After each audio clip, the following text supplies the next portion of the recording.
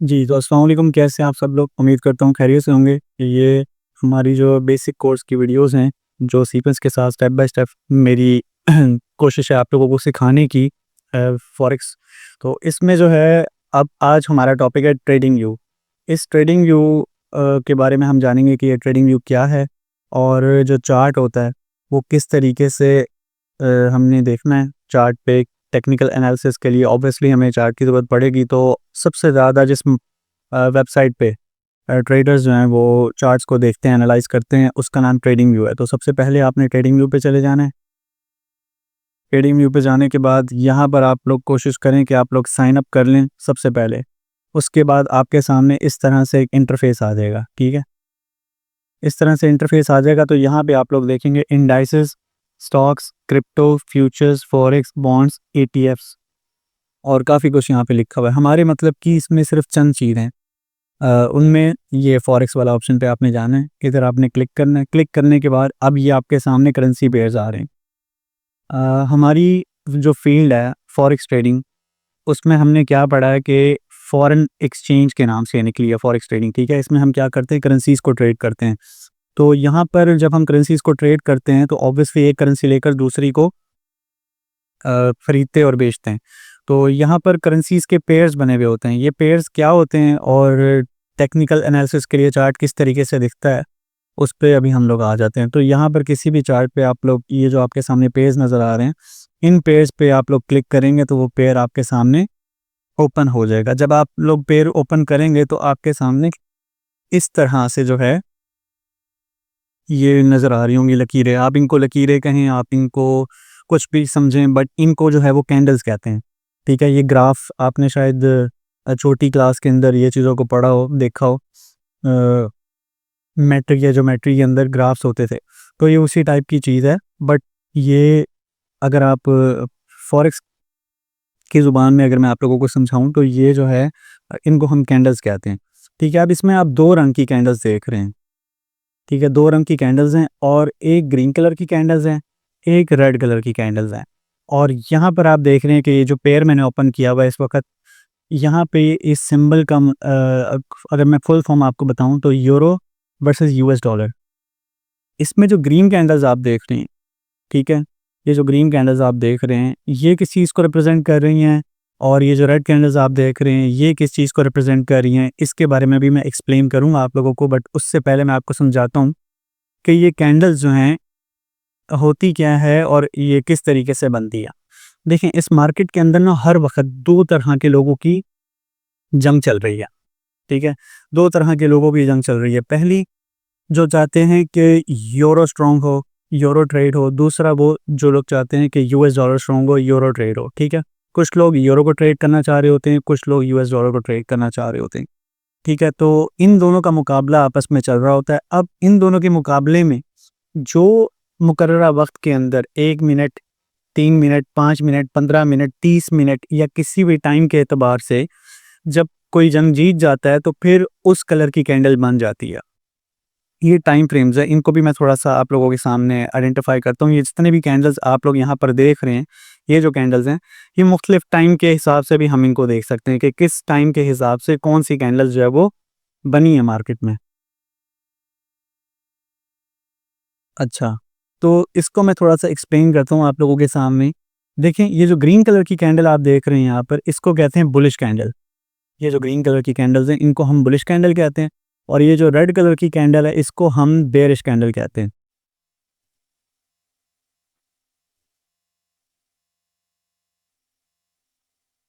Bearish candle, ठीक है?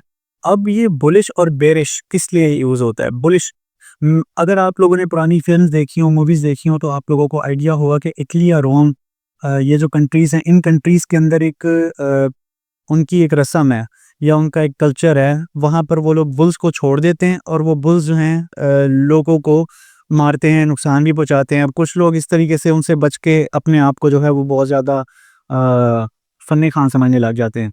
तो वो जो बुलिश वर्ड निकला है वो बुल से निकला है। जो बुल का मारने का तरीका है ना, जो बड़े बैल के मारने का तरीका है, वो तरीका ये होता है कि वो हमेशा नीचे से ऊपर की तरफ मारता है, उठाता है।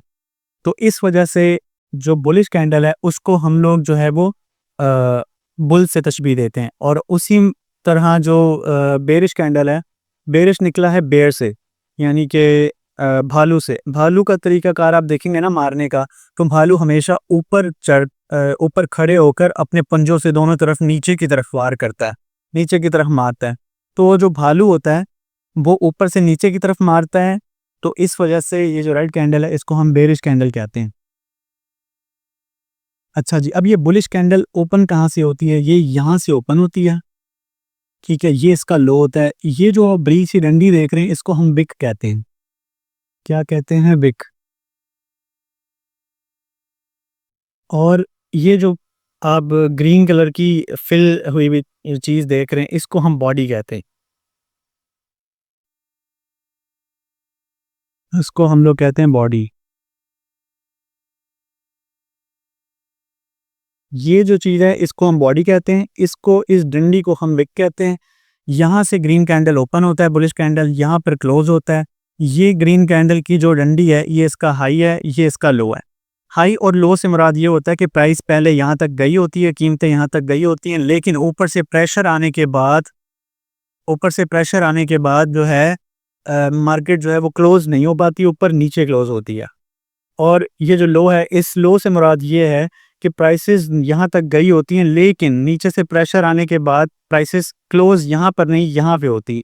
तो इस वजह से ये जो है बुलिश और बेरिश का कॉन्सेप्ट मैं आप लोगों को समझा रहा हूँ, ताकि आप लोगों को पता हो कि अगर मार्केट के अंदर बुलिश कैंडल बन रही है, जो कि बहुत ही ज़्यादा ज़रूरी है आप लोगों के लिए, ताकि आपको पता होना चाहिए कि प्राइस एक्शन और जो बेसिक प्राइस एक्शन है उसके हिसाब से जब हमें आगे जाके कंफर्मेशन देखनी है मार्केट के अंदर, तो वो कंफर्मेशन देखने के लिए हमें ये पता होना चाहिए कि कैंडल की क्लोजिंग कितनी ज़्यादा मैटर करती है।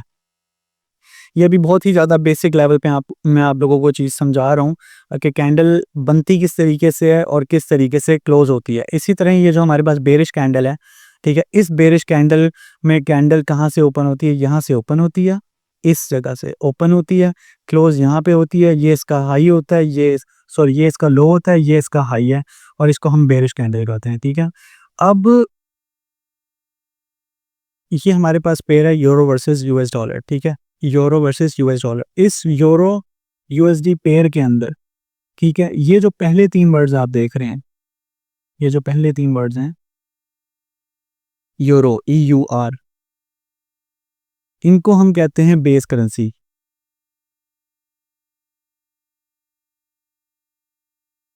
ठीक है। ये जो पहले थ्री वर्ड्स हैं इनको हम बेस करेंसी कहते हैं, और जो दूसरे थ्री वर्ड्स हैं,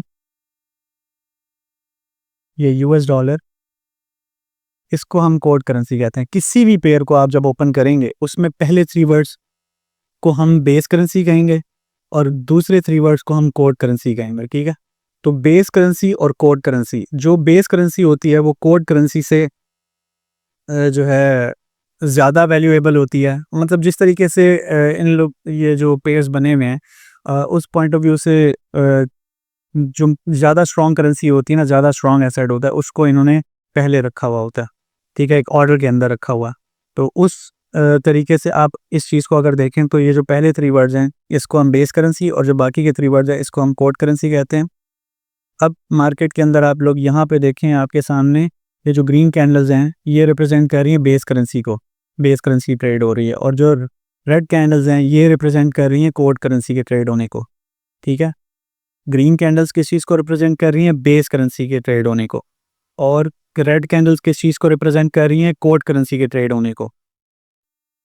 अब इस मार्केट के अंदर हर वक्त लेन देन हो रहा है, ठीक है, और लेन देन किस तरीके से किया जाता है? ट्रेड एग्जीक्यूट करके। अब वो ट्रेड एग्जीक्यूट किस तरीके से की जाती है? ट्रेड एग्जीक्यूशन के लिए बाय या सेल के बटन पे क्लिक किया जाता है। तो जब हम बाय या सेल के बटन पे क्लिक करते हैं तो फिर हमारी ट्रेड एग्जीक्यूट हो जाती है। अब बाय या सेल के बटन पे क्लिक कहाँ से करते हैं? यहाँ से। ये जो ट्रेडिंग व्यू का सॉफ्टवेयर है, यहाँ पर भी कुछ ब्रोकर्स जो हैं वो आपको अलाउ करते हैं, आप यहाँ से भी ट्रेड कर सकते हैं। मतलब ये जो ट्रेडिंग व्यू है, यहाँ पर भी आप अपने ब्रोकर को कनेक्ट करके इसी चार्ट को देखते हुए यहीं से ही ट्रेड एग्जीक्यूट कर सकते हैं। बट बहुत सारे ब्रोकर्स हैं जो नहीं करते। तो आप लोगों ने क्या करना है कि जो अकाउंट आप लोग बनाएंगे उसको हम ब्रोकर पे अकाउंट बना लेने के बाद हम मेटा ट्रेडर 5 पे लॉगिन करते हैं। ये मेटा ट्रेडर 5 का सॉफ्टवेयर है। इसको जब आप लोग लॉगिन करेंगे, ठीक है, इसको लॉगिन करने के बाद अच्छा, इसको किस तरीके से यूज़ करना है, ये सारी चीज़ें मैं आप लोगों को सिखाऊंगा आगे जाके, ठीक है। फ़िलहाल अपना ये अभी इसमें लॉगिन नहीं है मेरे ख्याल में। खैर, इसमें अभी अकाउंट लॉगिन नहीं है। मैं आप लोगों को यहीं पे समझा देता हूँ कि बाय और सेल के 2 बटन्स होते हैं। मैं अभी आपको इसमें दिखाता हूँ। ये आ रहे हैं बाय और सेल। जब आप बाय के बटन पे क्लिक करते हैं तो आप यूरो को ख़रीद कर बेचने के लिए लगा देते हैं। यूएस डॉलर देकर यूरो को ख़रीद कर बेचने के लिए लगा देते हैं। और जब आप सेल के बटन पे क्लिक करते हैं तो आप यूरो देकर यूएस डॉलर बाय करके उनको बेचने के लिए लगा देते हैं, ठीक है। जब आप सेल के बटन पे क्लिक करते हैं तो आप क्या करते हैं, कोड करेंसी को ख़रीद कर बेचने के लिए लगाते हैं। और जब आप बाय के बटन पे क्लिक करते हैं तो आप क्या करते हैं, आप बेस करेंसी जो यूरो है, ठीक है, उसको ख़रीद कर बेचने के लिए लगा देते हैं। मैंने आप लोगों को क्या बोला कि हम जब भी ट्रेड करते हैं, ट्रेड एक्सिक्यूट करते हैं तो करेंसी बेस में करते हैं, ठीक है। करेंसी बेस के अलावा सिंगल कोई ऐसा नहीं है कि आप यहाँ पे सिर्फ यूरो आ रहा है और उसको ट्रेड कर सकते हैं। यहाँ पे करेंसी पेयर्स बने हुए हैं और उन्हीं करेंसी पेयर्स में ही आप लोग ट्रेड कर सकते हैं। कोई भी करेंसी पेयर हो, उसके पहले 3 वर्ड्स बेस करेंसी, दूसरे 3 वर्ड्स कोड करेंसी। जब आप बाय के बटन पे क्लिक करते हैं तो आप बेस करेंसी के जो है स्टॉक्स, उनको ख़रीद कर बेचने के लिए लगा रहे होते हैं। और जब आप सेल के बटन पे क्लिक करते हैं तो आप कोड करेंसी को ख़रीद कर मार्केट में बेचने के लिए दुकान खोल रहे होते हैं, ट्रेड एक्सिक्यूट कर रहे होते हैं। तो आई होप आप लोगों को जो है इस वीडियो से जो मैं समझाना चाह रहा था वो चीज़ समझ आ गई होगी। और और उम्मीद करता हूँ कि आप लोग साथ-साथ जो है वो नोट्स भी बनाएँगे ताकि आप लोग चीज़ भूलें ना। और अगर आप लोगों को चीज़ें समझ में नहीं आई तो मैं आप लोगों से कहूँगा कि आप लोग एक दफ़ा दोबारा वीडियोज़ को देखें, इंतहाई बच्चों की तरह, और ब्रिक बाय ब्रिक आसान लफ्ज़ों में मेरी कोशिश थी कि मैं आप लोगों को चीज़ें समझाऊँ। और इसी तरह ही आगे जाके जितनी भी चीज़ें, जितने भी टॉपिक्स हैं, उन सब चीज़ों में मैं आपको बिल्कुल ही एक देसी, एक टिपिकल और नन्हे-मुन्ने बच्चों की तरह समझाने वाला हूँ। तो मेरे चैनल को आप लोग सब्सक्राइब करें और मिलते हैं नेक्स्ट वीडियो में।